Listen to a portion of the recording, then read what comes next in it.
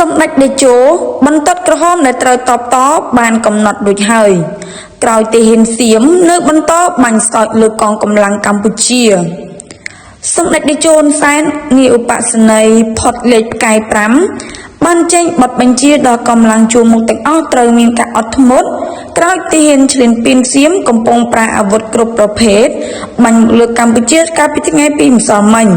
យប់មិញនិងព្រឹកថ្ងៃច័ន្ទនេះក្នុងគោលបំណងទាញតបតដើម្បីបំផ្លាញចោលបទជប់បាញ់នឹងសេចក្តីថ្លែងការណ៍សន្តិភាពកម្ពុជានិងថៃ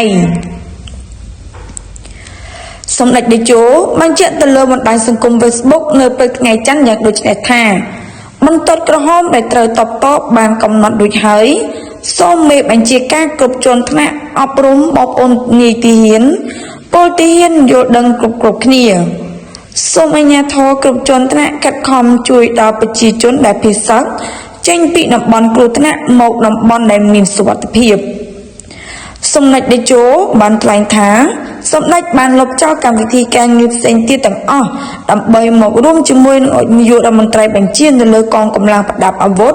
ទប់ទល់ជាមួយនឹងការឈ្លានពានសូមការយោគយល់ពីភ្ញៀវជាតិនិងអន្តរជាតិដែលមិនអាចជួយសម្ដេចបានទន្ទឹមនឹងគ្នានេះសម្ដេចតេជោក៏បានស្នើសុំកីឡាករកីឡាការិនីដែលទៅចូលរួមការប្រកួតស៊ីហ្គេមលើកទី33នៅប្រទេសថៃចូលរួមការប្រកួតជាធម្មតា